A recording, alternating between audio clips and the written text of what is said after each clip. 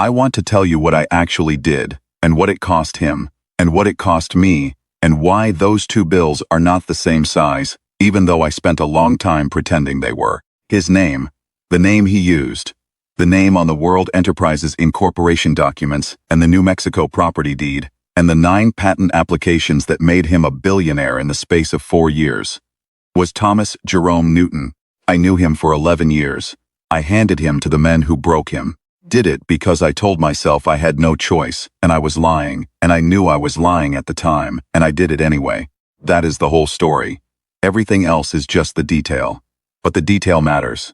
The detail is what I think about at 3 in the morning, when the whiskey doesn't work, and the window is dark, and the room is exactly as quiet as it was on the night I first understood what he was. I'm a chemistry professor at a state college in New Mexico when the first World Enterprises inquiry came across my desk. Not a job posting exactly. A letter, on very good paper, from an attorney in New York named Oliver Farnsworth, asking whether I would consider taking on a consulting engagement in fuel systems research. Pay was extraordinary. Times the university salary, no publication requirements, no committee obligations, no students. The work would be proprietary. The location would be New Mexico, which suited me. I had come to New Mexico for the light and the silence and the particular quality of the desert in the early morning. And I had stayed because I could not think of a reason to leave that felt more concrete than those. The only unusual requirement was a clause specifying that the consultant would have no direct contact with the company's principal. All communications regarding project scope and technical parameters would go through Farnsworth himself. I had been a professor for 9 years at that point. I was 41 years old, and tired in the specific way of a man who has been doing something that should have felt meaningful and has slowly, through the accumulated weight of faculty meetings and budget disputes, and undergraduates who did not want to be undergraduates, revealed itself to be merely procedural. I signed the contract on a Tuesday afternoon without reading the indemnification clauses as carefully as a man in my position should have. The work was nothing like what I expected. The first specifications Farnsworth sent me described a fuel system I had never encountered in any published literature. The word I kept coming back to when I tried to describe it to myself was not advanced. It was not complex. The word I kept coming back to was coherent. Every element of the design was internally consistent in the way that fundamental physics is internally consistent. Not approximate, not hedged, not built around the known inefficiencies of available materials. It assumed a fuel whose energy density was far beyond anything I knew the civilian market to have. It assumed tolerances that implied a manufacturing precision beyond any process I was aware of. And the thermal coefficients throughout were wrong. In the specific way that something is wrong when the person who wrote it knows things the person reading it does not. I wrote to Farnsworth and said there must be errors in the specifications. There were no errors. I spent 4 months trying to understand what I was being asked to build, during which time the salary appeared in my account every 2 weeks with the unhurried regularity of something that has been arranged by a person who does not think about money. Farnsworth was patient, methodical, and politely unhelpful whenever I asked questions that went beyond the specifications. He had the quality of a man who has made a professional decision to exist in a defined lane and has found genuine peace there. He answered what he could answer and declined the rest without apology, and never gave me the impression that my questions were unwelcome, only that they were not, for him, the right questions. In the 5th month, the second batch of specifications arrived. They were better than the first. Not revised, better. The conceptual framework had advanced in a direction I had not anticipated. Building on the first batch in a way that suggested the person writing them had used my 4 months of confusion as data and had incorporated it. Wherever I had noted in my working papers that a parameter was unclear, the second batch clarified it. Wherever I had written, in the margins of the copied specifications, that a coefficient seemed anomalous, the second batch provided the underlying derivation. It was as though someone had been reading my notes. I asked Farnsworth whether the principal had access to my working papers. He said, no, I believed him. I believed him because the alternative required an explanation I was not yet willing to write down. The salary continued to appear. I continued to work. I sent my analysis memos to a post office box in New Mexico that Farnsworth had provided. I kept my own copies in a locked drawer in my office at the university, where I continued to teach 3 courses per semester, and to maintain the appearance of a man whose primary professional concern was undergraduate chemistry. In the second year, I started to understand what the fuel system was for. It was not for a vehicle in any conventional sense. The structural requirements I was given, piecemeal through Farnsworth, described something that would need to withstand not the stresses of terrestrial flight, but the thermal and pressure gradients of extended travel through hard vacuum. The insulation specifications were those of something intended to function for a very long time without maintenance. The redundancy systems were generous in the way that the redundancy systems of a manned spacecraft are generous, not in the way that the redundancy systems of a test vehicle are generous. Someone was planning to go somewhere and not come back quickly, and they were planning to carry something, and whatever they were planning to carry required a temperature-controlled cargo environment of a specific size that I worked out in my head one evening, and then wrote on a piece of paper and sat looking at. The cargo capacity was enormous. The temperature requirements were those of water at approximately 4 degrees Celsius. Put the paper in the locked drawer and did not think about it. I was very practiced at not thinking about things. It was Farnsworth who eventually told me the principal would be coming to New Mexico. Not to meet me, the contract remained clear on that point, but to be in the vicinity of a site that had been selected. There was a lake in the high desert, a private lake on a tract of land that World Enterprises had quietly purchased. Principal had a residence there. I was to continue my work. I was not to approach the property uninvited. I drove out to the lake on a Sunday in October, toward the end of the second year. I told myself I had a professional interest in the water table and the ground composition. I had a camera. Both of these things were partially true. Parked on the highway and walked the last quarter mile and stood on a rise above the lake and looked down. He was standing at the water's edge. I can only describe it the way it felt, not the way it looked, because the way it looked was simply a thin, pale man in dark clothes, standing very still at the edge of a high desert lake in the afternoon light. The way it felt was something else. It was the feeling of a room in which the geometry is subtly wrong, the angles slightly off true, the proportions not quite matching the space they should inhabit. It was the feeling of a presence that had been carefully arranged to look like an absence and had almost succeeded. He was looking at the water with an attention so concentrated it had weight. He didn't look up. I don't know how long I stood there. I walked back to my car and drove to town and had dinner alone and did not think about it. I was good at that. I had been practicing for years. I met him formally 6 weeks later at a site survey in Santa Fe. Farnsworth had apparently concluded that the project had reached a stage requiring direct technical consultation, regardless of the standard protocol. He met me in the parking lot of a survey office on a clear November morning and introduced us with the careful neutral tone of a man who has managed introductions between parties who should not technically be meeting. Newton looked at me with an attention I can only describe as total, not intrusive, not aggressive, simply complete, the way a camera is complete in its attention to what it is pointed at. He shook my hand. His hand was cool and dry, and the grip was precise. Not weak, not aggressive, exactly calibrated, the way you grip something when you have made a calculation about it. "Bryce," he said. His accent was English. His voice was quiet and not exactly warm but not cold either. "I've read your monographs on hydrogen reforming. The second one had a calculation error in section 4. It didn't affect your conclusion, but would have affected anyone who tried to apply it industrially." "I know," I said. "I caught it after publication." "Most people reassign their errors to the data," he said. "It's reassuring to meet someone who doesn't." He walked away toward the survey map on the hood of Farnsworth's car. I stood in the parking lot and thought about what his eyes had looked like, which was the thing I had been trying not to think about since the afternoon at the lake.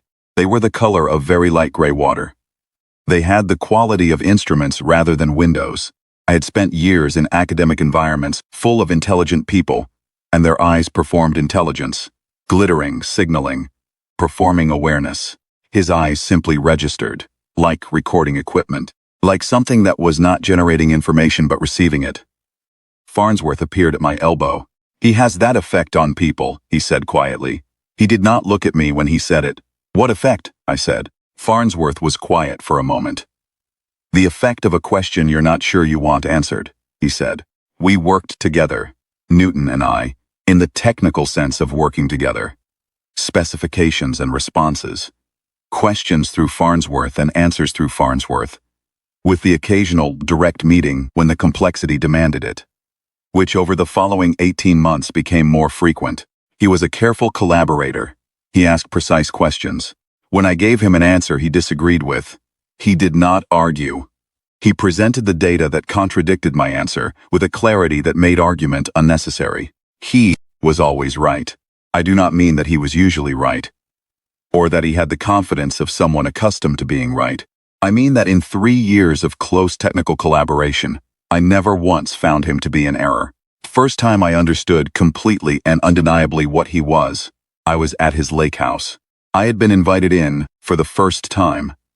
The project had reached a stage requiring a walkthrough of the site, and Farnsworth had driven down from New York.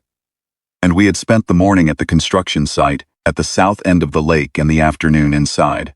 The house was large and spare, and the furniture was the furniture of someone who had assembled it from a catalog without interest in it, chosen for function without any of the human clutter of preference. There were no books.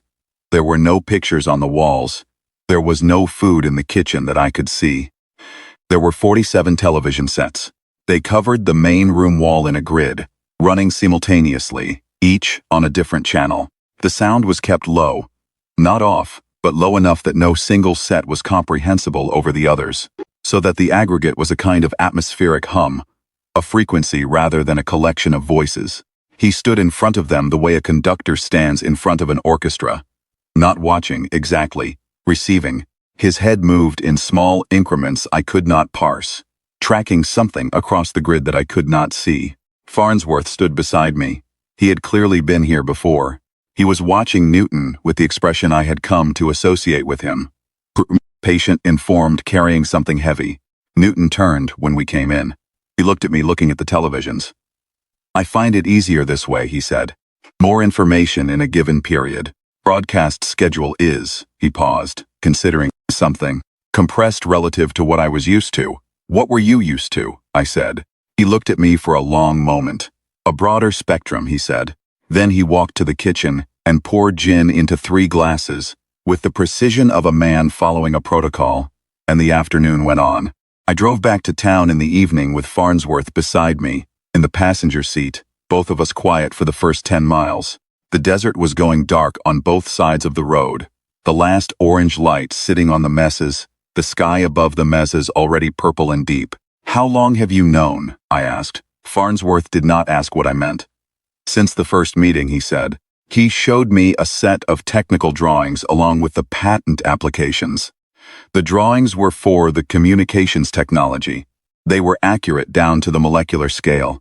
He had drawn them freehand. The pen didn't slip once. He was quiet for a moment. "No human hand can do that." "Why did you take the case?" "Because he needed a lawyer," Farnsworth said. "'Cause he was here trying to accomplish something legitimate and necessary. And the only barrier was procedural." He looked out at the desert. "I'm a lawyer. That's the problem I'm trained to solve." "And the other problem?" I said. He knew what I meant. "I try not to think about the other problem," he said. I understood that. We did not speak again until I dropped him at his hotel. The years that followed had the quality of something accumulating. Not dramatically, not with visible crisis, but with the slow, irresistible weight of mass. Enterprises had, by this point, become one of the largest private technology firms in the country. The 9 patent applications had produced licensing revenue that had funded the construction operation and left a surplus that Farnsworth had invested with conservative competence. The workforce at the site had grown. The shell structure of the transport vehicle was nearly complete. Fuel depot I had helped design was operational. The cargo systems were in final testing. I was 47 years old, and I was aware, with a clarity I did not enjoy, that I was part of something that no other human being had ever been part of, and that this was not entirely a source of pride. Mary Lou had been part of his world since the 3rd year. She worked at the hotel in town, where he stayed when he was not at the lake house. She was a kind woman, not simple, despite the way certain people read her, but uncomplicated in the specific sense of having no hidden agenda, no ambient calculation, no portion of herself reserved for strategic deployment. She loved him, eventually. I think he cared for her in whatever way he was capable of caring for anyone on Earth, which was genuine, but limited by a distance I could never fully measure. She once, over coffee in the hotel diner, that she had come to understand him by watching what he did with information. He consumed information the way other people consume food, methodically, constantly, with a very clear functional purpose. The 47 televisions were not an eccentricity. They were how he ate. She said she had come in one afternoon and found him sitting on the floor in front of the television wall, with his eyes closed, and she had thought he was asleep until she realized his lips were moving slightly, very slightly, processing.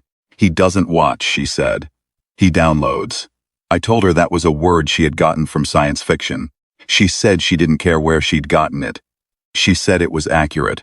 She also told me, and this I have thought about many times in the years since, that she had once found him standing in the kitchen at 3 a.m, in complete darkness, with a glass of water in his hand. Not gin, water. He was holding it at the level of his face. Not drinking it, just holding it, the way you hold a flashlight up in the dark to see if the battery is still good. She had asked him what he was doing, and he had looked at her for a long time, and said he was thinking about water. She had asked what about water. He said he was thinking about how much of it there was. She had said there was a lake outside. He had said yes. He had kept looking at the glass for a moment, and then he had put it down carefully, like something that deserved to be put down carefully, and gone to bed. She had not understood what that meant at the time. I understand it now. He had left a place that was dying of thirst, and come to a planet that was drowning in fresh water, and at 3 a.m. he stood in the dark, and held a glass of it, and thought about the distance between those two facts, and what it would take to close it. He was carrying that every day. He was carrying it while he navigated patent attorneys and county water boards and television schedules, and the gin she had introduced him to, and he never showed it, except at 3 a.m. in the dark, with a glass of water, and even then, only because she happened to come downstairs. That was what I had handed to Peters. Not just an alien on Earth, that the specific weight of it. In the months before Peters came to see me, I had begun to notice things that I had not noticed before because I had not been looking. Or rather, I had been not looking with increasing effort, which amounts to the same thing but takes more out of you. Press coverage of world enterprises had been growing. Business press, mostly, profiles of the company, analyses of the patent licensing revenue, occasional speculation about the identity of the principal, who had maintained his privacy through Farnsworth and then through Farnsworth's successor, with a consistency that read, in the press, as eccentricity. The articles were uniformly admiring and uniformly wrong about the fundamental thing. They described Newton as a reclusive genius, a visionary entrepreneur, a Howard Hughes figure. They described his accomplishments in the flattering language that business journalism uses for people who have made a great deal of money in a short time. They did not ask the questions that would have been uncomfortable to ask. The questions were there to be asked. Nobody asked them. I had a graduate student that year, a sharp young man named Colton, who was working on a hydrogen reforming problem that was adjacent to one of the early World Enterprises patents. He came to my office one afternoon with a printout of the original patent application and a question about the underlying thermodynamics. I answered the question. He was quiet for a moment looking at the printout. "Who derived this?" he said. "World Enterprises filed it," I said. "I know who filed it," he said. "I'm asking who derived it. There's no prior art anywhere. I've looked. This didn't come out of existing literature." He pointed at a specific section of the application. "This coefficient, where does this come from?" "It's not a standard derivation. It's not similar to any standard derivation I can find. It's as if someone worked it out from first principles, starting from a completely different theoretical framework. I told him that some innovations emerge from unconventional approaches to foundational problems. He looked at me in the way that graduate students look at advisors who are being careful. "Right," he said. He folded the printout and put it in his bag and thanked me and left. I sat in my office after he left and thought about the fact that a second-year graduate student with a good eye had spent one afternoon with a patent application and arrived at the edge of the right question. I thought about what it meant that the right question was available to anyone who looked. And that in 4 years, apparently, only a graduate student and I had looked. Peters came to see me at the World Enterprise Research Facility in the spring of the 4th year. He was a government man who did not specify which government in any way that could be pinned down afterward. He was ageless in the particular way of certain government men, not young, not old, simply continuous. He wore a suit that was neither expensive nor cheap. He sat across my desk with the ease of a man who is accustomed to sitting in places other people are not comfortable having him. He asked me about Newton by name. I want to be precise about what happened next, not to construct a defense. I have tried that and it doesn't hold. I want to be precise because the precision is the only honest thing I can offer. I talked. I told him about the specifications. I told him about the 47 televisions. I told him about the cargo capacity I had calculated, and the temperature requirements and the paper I had put in the locked drawer. I told him about the quality of Newton's attention, and the way he held a gin glass like a scientist holding a beaker, and the freehand technical drawings that Farnsworth had described. I told him about the lake house and the site construction and the estimated completion date. I told him all of it. I told him because the weight of 3 years of knowing had become unbearable, and Peters was the first person who had sat across from me and asked the direct question. And I had been trained my entire professional life to answer direct questions with accurate answers. I told him because the alternative, the silence, the continued professional compartmentalization, the careful ongoing maintenance of a secret I had never agreed to keep, felt, in the moment, like a greater dishonesty than talking. I told him because I was frightened, and because the fear was specifically the fear of being the only one who knew, and because sharing what I knew would distribute the fear. I told him because I was the kind of man who talks, and I had always been the kind of man who talks, and Newton, who had been careful about everything, had not been careful enough about that.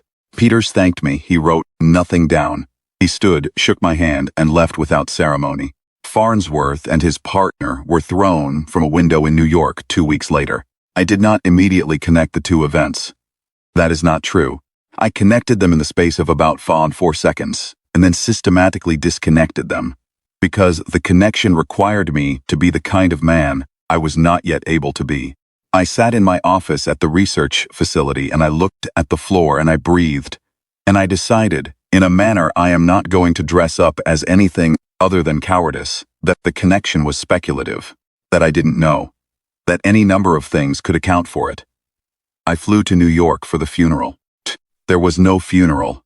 There was a notice in the Times and a probate filing an illegal transfer to a firm I had never heard of.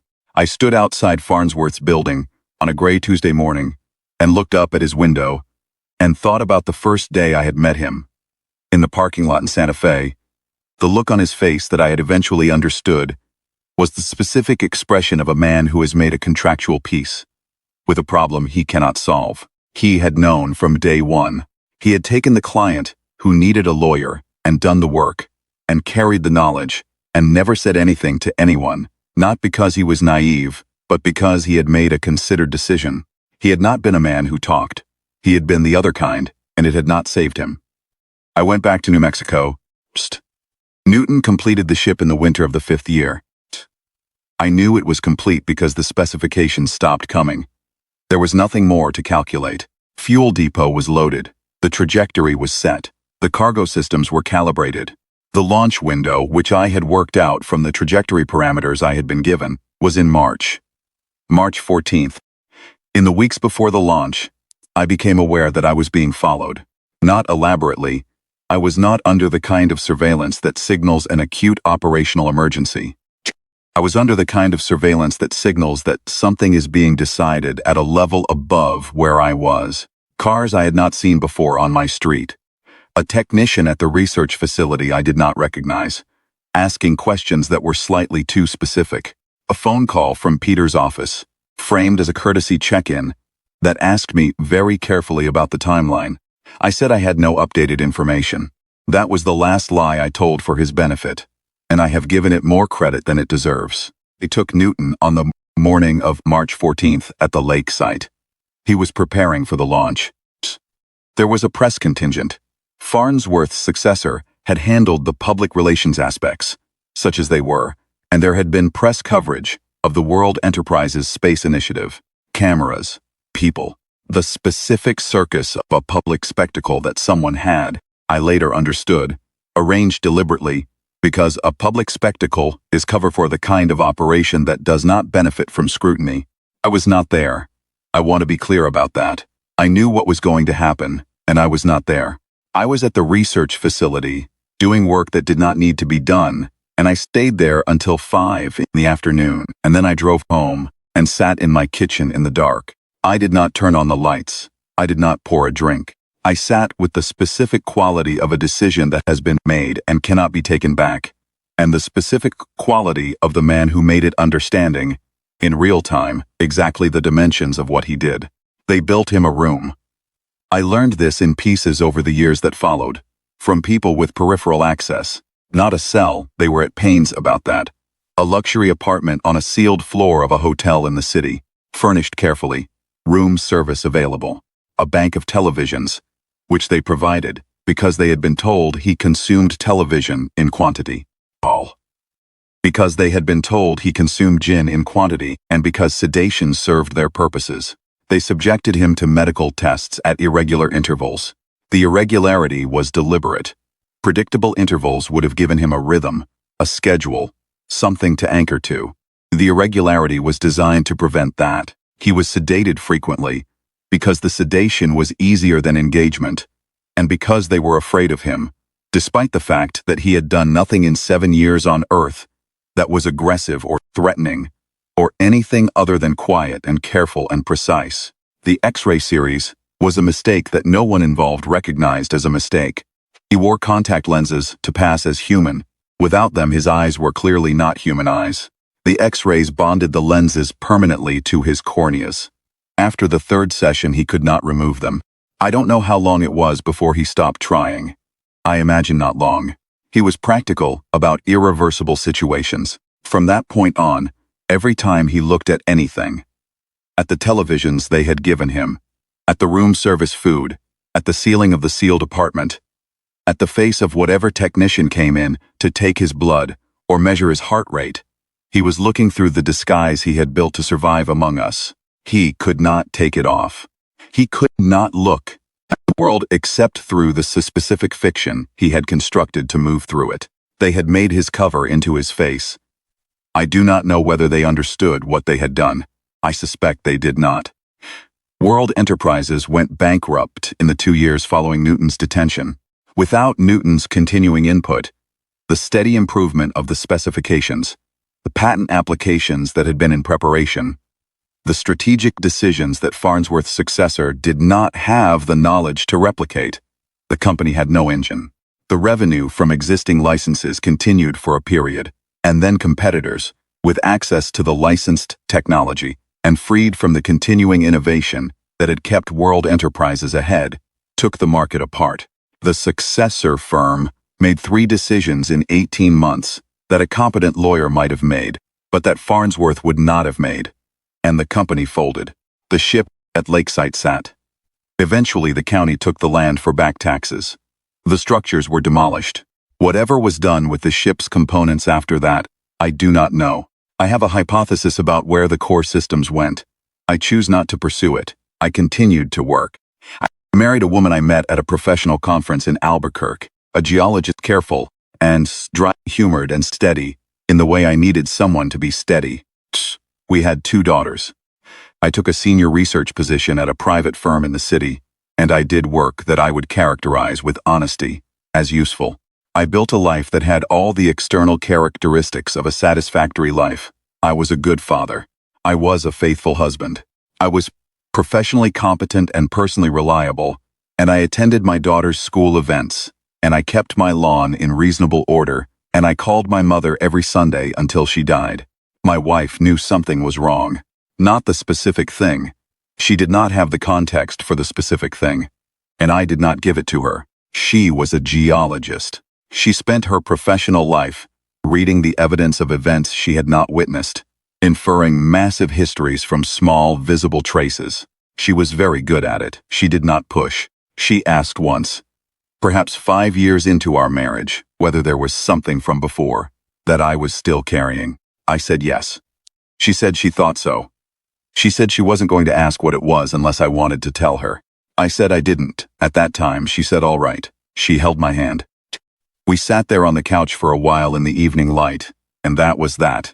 She was a better person than I deserved, and she knew me well enough to know I knew it. And she chose me anyway, which is not a small thing. I tried, twice, to find out what had happened to Newton. The first time was in the second year after the detention. I had a professional contact in Washington who had peripheral access to certain agency, and I asked very carefully about a project involving an unusual detainee in a mid-city hotel facility. The contact called me back 3 days later and told me he had no information about that, and suggested I not ask again. He was polite about it, but the politeness had the quality of a door being closed. The second time was through a journalist I knew who covered technology and occasionally covered national security tangents. She was careful and thorough and discreet. I told her I had reason to believe that a private individual was being held without charge in a government-controlled facility, and that the individual might be of unusual scientific interest. I told her the hotel and the approximate floor. She investigated for 6 weeks.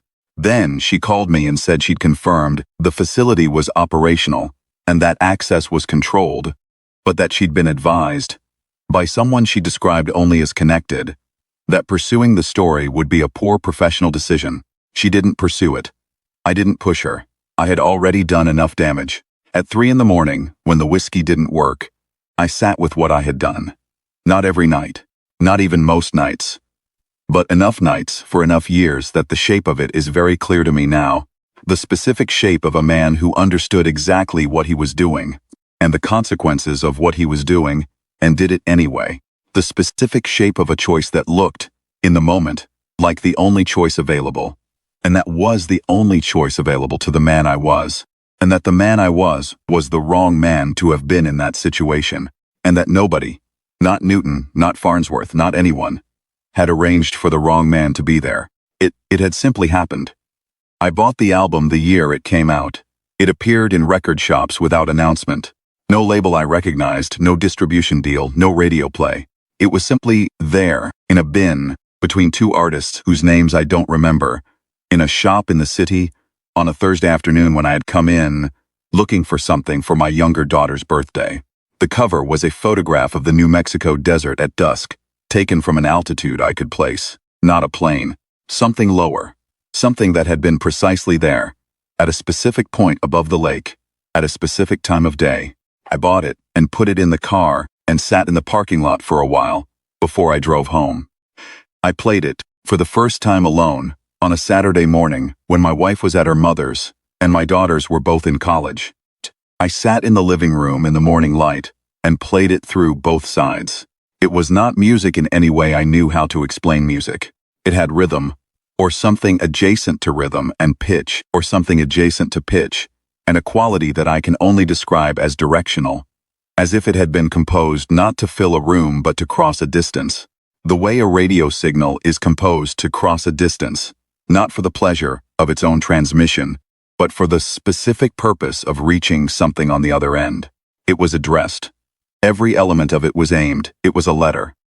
I played the second side and sat there, after the needle reached the end of the groove, and the record kept turning, and thought about Farnsworth in the parking lot in Santa Fe, and the quality of his expression, and the thing he had said. The effect of a question you're not sure you want answered. And I thought about the 47 televisions and the pattern he had been looking for, the one that explained why we were all so afraid of each other. And I sat there for a long time, put the album away for 3 months. When I took it out again, I played it the same way. Alone in the morning, with the volume low enough that it occupied the room without asserting itself. I did this 4 or 5 times over the following year. My wife asked me once what I was listening to. I said an old record. She said it sounded strange. I said it was. She went back to her book. I found him at a cafe in the city on a Saturday in October 23 years after March 14th. I had not been looking for him. I want to be precise about this because I think that it was not a deliberate choice. I was walking. I had developed the habit of long walks since my daughters left for college, and the house acquired a new kind of quietness. And I walked on Saturday mornings without fixed destination, which was unusual for me. I had the album under my arm. I had listened to it that morning, and then picked it up when I left the house without deciding to, the way you sometimes pick up a book you've been reading without thinking about it. The cafe had outdoor tables. The morning was cool and bright. I had stopped for a coffee and sat down and looked at the terrace, and he was there. He was not hiding. He sat in direct morning sunlight, at a small table, with a glass on the table in front of him, looking at the sky. He looked the same age as when I had known him. This was impossible. It was also simply true. He did not look well. He had the look of a man who has been very ill for a very long time, and has arrived at a stasis between continuing and not continuing, neither improving nor deteriorating. Fake, simply present. He was looking at the sky with the same quality of attention I remembered from the water's edge, years ago. Total. Oriented. I sat at my table for 10 minutes drinking my coffee. I looked at him, and he did not look at me. I thought about getting up and leaving, which would have been the easier thing, and which I did not do. Crossed the terrace. He saw me when I was still 10 feet away. His eyes moved to me. Those eyes, still behind the lenses, still registering rather than performing, and he showed no surprise at all. None. I might have been an expected delivery. I sat down across from him. "Dr. Bryce," he said, same voice. Quieter perhaps, but the same. "I bought the record," I said. It was the first true thing I could locate. He looked at the album under my arm. "I've been watching the sales figures," he said. "There are 11 people in the world who bought a copy. Did any of them understand it?" "No," he said. "Understanding it wasn't the point." "What was the point?" He looked at the sky again. The morning light came through the cafe awning and made a geometry of yellow and shadow on the tablecloth between us. "Point," he said, "is that it's moving. Whatever happens here, the signal is moving. Distance is what it is." He paused. "I may have an answer in 200 years. Will you still be here?" He considered this, in the way he considered things.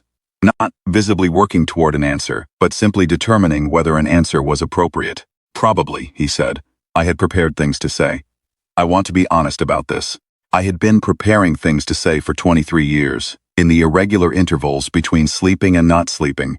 In the car, on long drives, in the shower at 5 in the morning. I had constructed explanations and accountings, and a complete and structurally coherent case for why a man in my position, in possession of the information I possessed, facing the institutional pressure I faced, would have made the choice I made. Case had the quality of something that would hold up in a reasonable light. It was designed to hold up in a reasonable light. Sitting across from him in the morning sun, with the album between us on the table, I did not say any of it. "I'm sorry," I said. He looked back at the sky. "I know," he said. "It isn't enough." "No," he said. "Isn't." We were quiet for a while. A woman walked past on the sidewalk with a dog. A large dog, some kind of shepherd. And the dog pulled hard toward our table, and the woman pulled back and the dog sat down on the sidewalk and looked at Newton with the intensity of an animal that has detected something outside its categories and is trying to resolve it. Newton glanced at the dog. The dog did not move. The woman tugged the leash again, and eventually the dog came with her, but slowly, looking back over its shoulder. "They always know," I said. "Most animals," he said. "Domestic ones took longer. They've been bred for proximity to humans, which apparently means they've been bred partly away from the perception." He was quiet for a moment. "Cats still know immediately. Dogs." I thought about what a few seconds meant for a species designed to detect predators. "What was it like?" I said. "The room." He turned his glass slowly in his hand, that precise beaker-handling grip clockwise. He considered the question without particular emotion. Educational, he said. I learned a great deal about human institutional behavior that I had not understood before. The way authority organizes itself. The way information is compartmentalized. The way the people administering a situation lose the ability to question its premise after a sufficient period of time. He continued, turning the glass. The X-ray sessions were the most instructive part. No one in the room understood what they had done. They continued the testing schedule for 3 months after the lenses were permanently adhered because no one had the authority to pause the schedule, and the person who had the authority was not in the room. I heard about the lenses, I said. I know you did, he said. Told. Because someone hoped you would feel additionally responsible. Did they succeed? You're here, he said. I had nothing to say to that. I could have modeled it, he said. He was not speaking with bitterness. He had the tone of a scientist reviewing a full calculation, not emotional about it, simply accurate. That's the part I think about most. Not what you did. I could have modeled that. A man carrying a secret for 3 years, meeting a government agent who asks the right question. Probability that he talks is high. I knew it was high. I had factored it. He paused. What I had not factored was the timing. I had calculated that the probability of exposure was high, and the probability of intervention before launch was low, given the timeline. I was wrong about the second part. He turned the glass again. By 11 days. 11 days. I sat with that number for a moment. I was 11 days away, he said. The launch window closed on the 25th. Took me on the 14th. I knew those dates. I had worked with those dates. I had known, when Peters had thanked me and left my office, that the window was in March, and that a government operation takes time to organize, and that 11 days was about right. Did you know when they came? I said. Yes, he said. I had been watching the orbital window for 2 years. I knew the date within a margin of 6 hours. He was quiet. I had a bag packed. That is not a figure of speech. I thought about that. I thought about what it meant. A bag packed for a journey of indeterminate distance, to a planet where the water might already be gone, and the people waiting for it might already be dead. A bag packed anyway, because the alternative was to not go, and not going was not a calculation he had ever run. Are they? I started. I don't know, he said. He said it very quietly. The last information I had was 12 years before I arrived here. The drought had been progressing for 30 years at that point. The water table was recoverable with an external supply of sufficient volume. What has happened in the years since then? He looked at the sky. The signal is moving. That's what I have. The morning was warming. People were arriving at other tables. The sidewalk was filling with Saturday traffic, couples and families, and people walking dogs, and the ordinary accumulation of a Saturday city morning. I thought about Newton, looking at all of it and knowing exactly what it was and what it meant and how it fit into the structure of a species he had spent 7 years studying from the inside. You called us good people, I said, when we were still working together. You said it more than once. You are, he said. Threw you in a room for years. Individual humans are good, he said, with the precision of a man quoting his own notes. It's the aggregate I miscalculated.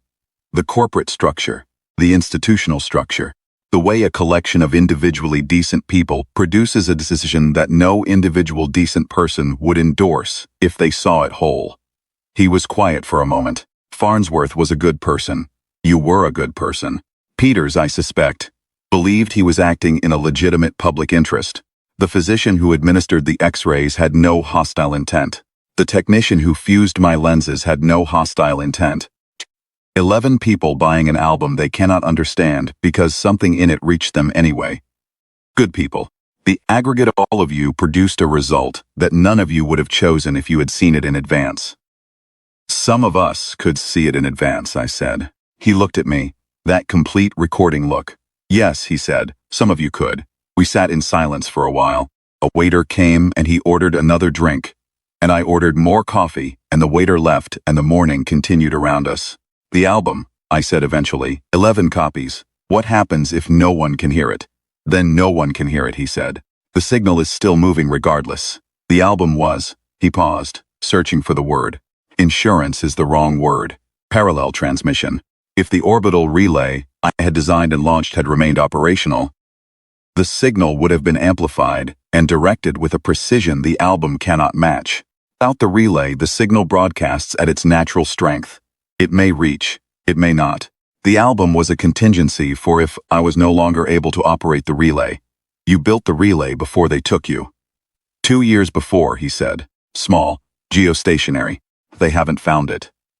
He looked at the sky, and I understood that he looked at the sky as often as he did, not because he was despairing, but because the relay was up there, and he was monitoring it. Because he was still working. He had been stripped of the ship and the site and the corporation and the operational freedom, and he was still working, and the signal was still moving, and he had been patient about truly incomprehensible things for years, and he would continue to be patient, because the alternative was to stop. And stopping was not a calculation he ran. I had a sudden, specific, complete understanding of what it meant to be him, not sympathy. I don't have the machinery to experience what he experienced, but understanding. He had come here from a place where the water was running out, leaving people he loved, traveling a distance I cannot conceptualize, carrying the weight of everything that depended on him. And he had spent 7 years building with extraordinary precision a solution to a problem of extraordinary scale. And he had been 11 days from the answer, and a man he had hired because he had a strong publication record and was already in New Mexico, had sat across from a government agent and talked. He had called it educational. He had said it in the tone of someone filing a note for future reference. No bitterness in it, no accusation. Just the flat accounting of a scientist who had run an experiment, obtained a result, and was now updating his model. That was the thing that undid me more than any of the rest of it. Not that he was angry at me. That he had incorporated me into his understanding of the situation and had no anger left over. That I was data. That the whole of Earth, the whole experience of 7 years here, the corporation and the lake house and Farnsworth thrown from a window and the sealed hotel room and the x-rays and the lenses and the 23 years since, all of it been organized by a mind built for organization into an understanding. And the understanding was that we were good people individually, and that the aggregate of us was something else, and that he had miscalculated the aggregate, and that it had cost him 11 days and possibly everything. He had called it educational. I had no right to find that extraordinary, but I did. I'm going to go, I said. Stood up. The album was on the table. I picked it up and then put it back down. He looked at it. Keep it, I said. I know it by heart. He looked at the album for a moment. He did not pick it up. You know the frequencies, he said. Not what they mean. No, I said, not what they mean. That's all right, he said. You weren't meant to. I started to leave and then stopped, because there was one more thing, and it seemed important, for no reason I could fully justify, to say it out loud. I think about the 11 days, I said. I've thought about it for 23 years. What would have been different? He looked up at me. Everything and nothing, he said. I would have left. My family might still be alive. Your planet would have lost a supply of water it does not in fact need. The technology I introduced through the patent system would have remained in use regardless of my departure. He looked back at the sky. You would have been fine. You usually are. And you? He was quiet. I would have been home, he said. I walked back through the cafe and out to the sidewalk, and the morning was full and bright, and the city was doing what cities do on Saturday mornings, which is to be itself without apology, and I walked home through it. That is the whole story. Everything else is the detail that I carry, the 11 days. The relay in orbit that they have not found. The signal moving toward a point in the sky above New Mexico, carrying something addressed to people who may not be there to receive it. The album in a bin between 2 artists I cannot remember, and the 11 people in the world who bought a copy, and the frequency in the music that reached them without their understanding why. Teen Newton, sitting at a cafe table in the morning sun, looking at the sky with the attention of something that has been waiting for a very long time and has made a rational peace with waiting longer. He called us good people. I have thought about that for 23 years, and I still don't know what to do with it. I think he meant it as comfort. I think he was telling me the best truth available, that the thing that broke him was not individual malice, Was not stupidity, was not even fear, exactly.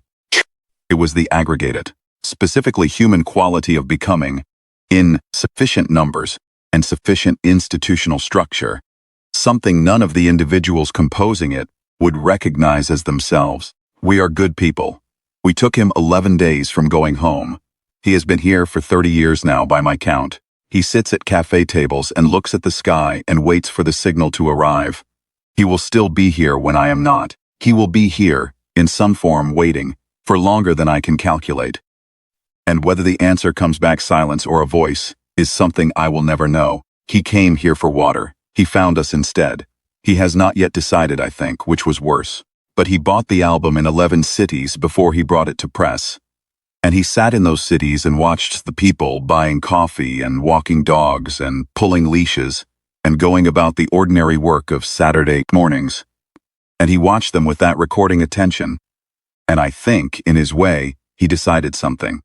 He decided we were worth the 11 days. He came here for water. Stayed in the end. Because the relay was still transmitting, and there was nothing else to do but wait. But he stayed at cafe tables in morning sunlight and he watched us, and he did not look away, and he has not yet decided, or has decided and not told me, whether what he found here was worse than what he left behind, or whether it was something he had no category for and has been building a category for, slowly, in the 30 years since March 14th. I am still trying to decide whether that makes it better. I suspect it doesn't. I suspect nothing makes it better. But I think about him looking at the sky, and I think about the signal moving, and I think about the 11 people who bought an album they cannot understand. And I think that might be as close to grace as this story gets. It is what I have. It is enough to keep sitting with at 3 in the morning. Just barely enough.